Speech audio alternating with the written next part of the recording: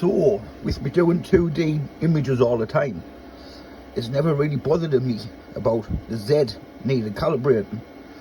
As long as it went down and did its job, I wasn't bothered about how deep it went. I've come to do the 3D carving. I've told it to go down 20 millimeters, and this is what you get: a ruler. That's supposed to be 20 millimeters. Are you with me?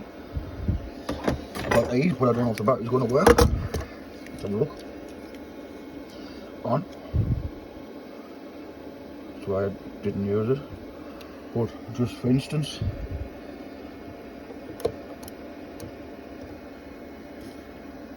wow, it's supposed to go through 20 millimeters. So now we need to calibrate the Z.